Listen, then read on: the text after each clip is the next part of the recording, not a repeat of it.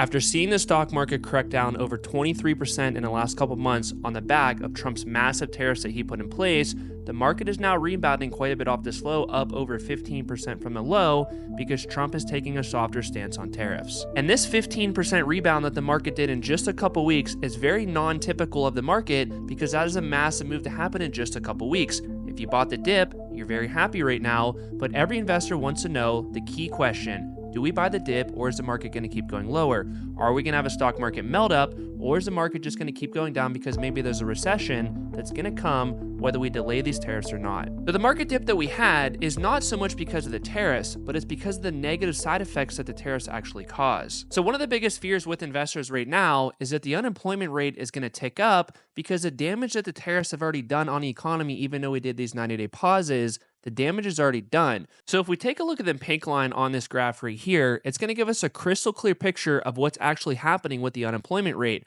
So the pink line corresponds to unemployed to unemployed. So basically what that means is this: you don't have a job right now and you still don't have a job going forward, meaning you're just looking for a job and you can't find one. So you could see the unemployment rate is steadily ticking up. And this little spot right here is where the tariffs actually went into place. You could see what happened since then. The unemployment rate is going up on a continued basis. So every single time that the unemployment rate goes up, you can see the gray lines right here. We have a recession every single time. And guess what happens when the US goes into a recession? The stock market typically goes down, the profits of these companies typically go down, and people get laid off. It's like this negative feedback loop. So everybody wants to know, it's like, is the damage already done, or are we going to be able to recover out of this dip that we're on right now, and the economy is still going to be okay going forward? One of my all-time favorite charts to look at is going to be this one right here, and Warren Buffett himself actually looks at this chart right here too, so that we know the best risk-adjusted return for our money, basically saying this: do we buy the dip in the stock market, or maybe we should just sell our stocks right now and go put them into a bond? So if we look at this chart, it's basically telling us how much more money are we expected to make in the stock market versus in the bond market. And you might not think this chart actually matters a lot, but I promise you, this chart is ultra critical, because money always wants to find the best risk-adjusted return. Because the bond market is considered to be a guaranteed rate of return, and the stock market is anything but promised. So as bond yields go up, the stock market is going to look less compelling, but as bond yields go down, the stock market starts to look more compelling. So ever since 2011, this chart has pretty much been going straight down, basically saying that the stock market is getting more expensive and bond yields are going up. So it's like a double negative of why to not put your money into the stock market. And it's no surprise that investors like Warren Buffett have so much money in bonds and so much money on the sidelines, because they don't feel like it's a good risk-adjusted return to put your money into the stock market right now.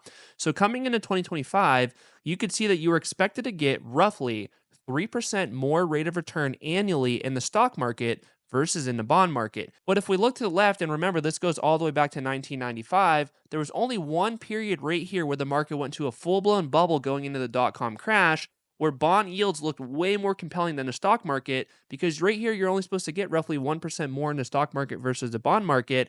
And think about how much more risk you're taking on going into the stock market versus the bond market. There's really no risk in a bond, but there's a lot of risk in the stock market. So coming into 2025, we were down here at 3%, which is historically low levels. So smart money is not investing in this time period right here. But now that the stock market fell and bond yields fell too, the stock market became cheaper and bond yields went down. So it's like a double bullish situation for the stock market to potentially go higher. It makes it more compelling to invest in the stock market. So now you could see the expected extra return that you're going to get by putting your money into the stock market is roughly 5.5% versus 3% down here. But even up here at this 5.5-ish% level, it's not like stocks are a screaming buy right now. It's just a little bit better than this period right here.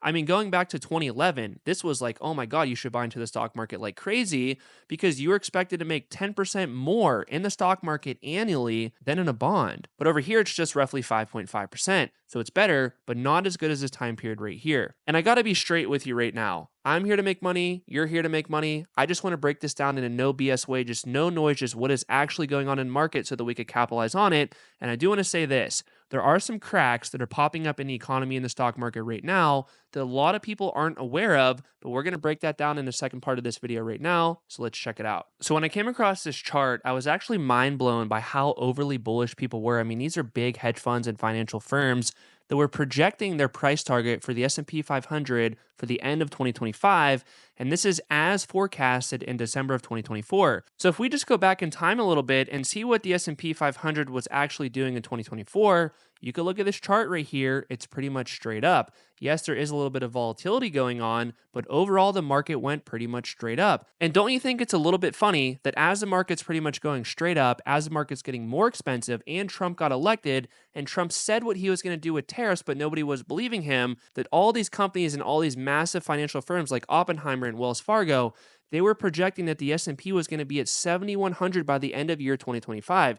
And yes, maybe they're right, but look at the big consensus rate here of what everybody was saying. And take a look. We are right here at $5,607 for the S&P 500 right now. Nobody is even close to what the actual S&P is at right now. And I get it. Maybe the market's going to rebound and we're going to hit some of these lower band price targets right here.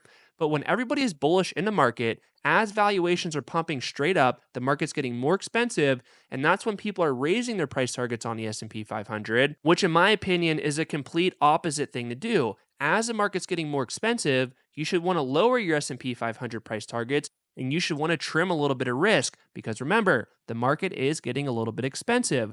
And when any negative catalyst comes in when the market is expensive, expect the market to go way down. But what was a typical investor thinking, and what was all of these quote experts saying at the end of 2024? The market's going to pretty much go to the moon in 2025. Hasn't went down like that so far. Maybe we do have a sharp rebound. I doubt it that we're going to hit these upper band price targets right here, but I'll say this. If the market was going down ending 2024, these price targets would have been much lower because it's bearish sentiment. People are scared people are going to sell their stocks. People just think that because the market's going down, it's going to keep going down.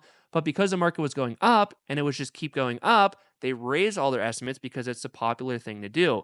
When you learn how to think like a real investor and not like the typical ding dong, you could capitalize on these market dips quite a bit. And if you watch my channel all the time, I get it that I talk about this chart a lot, but every time I put this chart in here, we get a very, very important update on the chart that we have to cover because it builds on the back of what I was just saying about sentiment in the market. So going back all the way to 2015 to current, that's what this chart does right here. The lighter line corresponds to the S&P 500 and a darker line corresponds to the forward earnings per share of the companies within the S&P 500. So as you know, and I've said this a ton of times on this channel, the stock market and a stock will typically follow what their earnings per share do in the long run. If earnings will double in a 10-year period, expect the stock to roughly double in that same 10-year period. There are other factors, and it's not going to be perfect science, but in a nutshell, that is how the stock market and the stock moves. So I'm going to tell you a little story, and we're going to go on a little journey here of what the stock market did in the last 10 years and how the typical investor was thinking, how the typical investor bought high and how they sold low,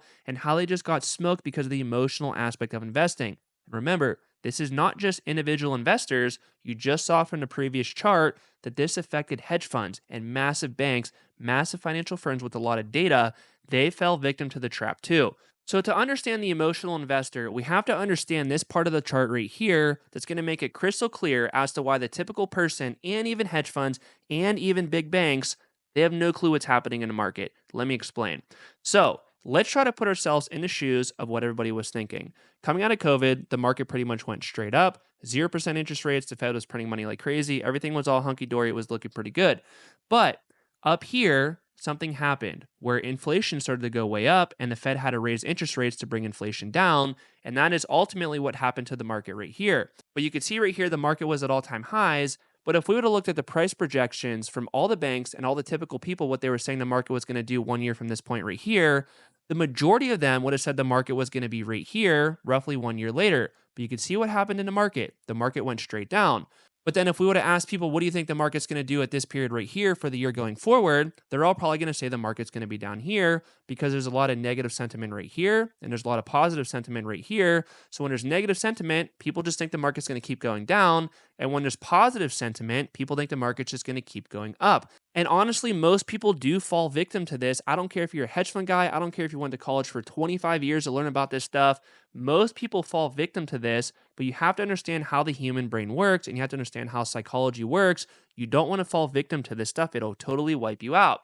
So, end of 2024, the market was pumping straight up. Everybody was projecting that the market's going to be up here in roughly a year. And look at where the market's at right now. Went straight down. Yes, it did recover quite a bit right here. But what I was projecting at the end of 2024, which I did say in my newsletter that I wrote on the last day of 2024, is that the market for 2025 basically don't expect a lot because the valuation is lofty. Look at the distance right here between the earnings per share and what the actual S&P 500 index is at. There's quite a bit of difference right here, and I was talking about how these two lines are going to intersect again, and they did intersect, and yeah, the market rebounded quite a bit off that dip right here, but as we rebound, the market's getting more expensive. So just think about this earnings per share line as pretty much like a magnet. The market always wants to gravitate towards this line right here. So as it gets stretched above, it wants to rebound back below. But as the market blows things out of proportion and falls below, it wants to rebound back up to that line.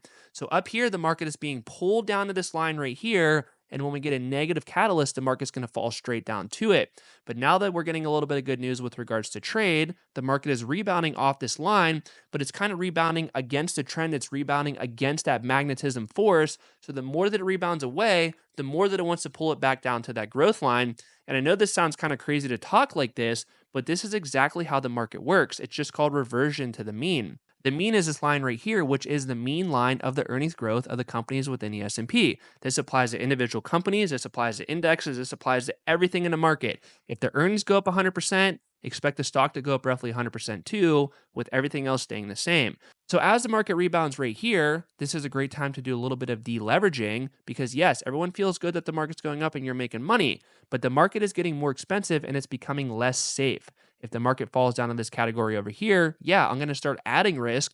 But as we rebound higher above this line, I'm going to start to reduce risk. So honestly, when you understand all that information, it's like the tariffs were just a catalyst to bring the market down to a normal valuation level. Whether it be tariffs, whether it be the Russia-Ukraine war, whether we have another pandemic, whether we just have some sort of negative catalyst event, the market was primed to fall back to the earnings growth line. So when you understand this stuff, you're going to know that as a long-term investor in America, where you buy companies below intrinsic value with a moat, with a durable competitive advantage, and you hold them for the long term, you will do very, very well. But the problem is that most people want to make $1 million overnight, and they try so hard to make $1 million overnight that they end up losing all their money. The emotional aspect of investing is what's going to destroy most people. And when you understand that stuff, and when you watch my videos from start to finish, you're going to learn a lot about how the market actually works, how to actually scale your portfolio to millions of dollars in a low risk way, in a way that's going to scale you whether you have $1,000 or $1 million right now. This will work no matter what. You buy companies below intrinsic value, and when you have high confidence on a play, you either buy calls or you sell puts. And selling puts is honestly like a massive hack because if you do it correctly, the risk is very low and you're just generating this consistent cash flow month after month after month in your portfolio. And you could take those profits to either spend on your expenses in your life, or you could roll those profits into your base portfolio and keep building up your portfolio. It's like a snowball that keeps rolling and getting bigger. So if you want to learn how to do that stuff, click the link below, do my course. It's going to 100% blow your mind. But if you don't want to do that, watch this video right here. It's going to help you out a little bit more on what's going on in the economy right now. See you guys later.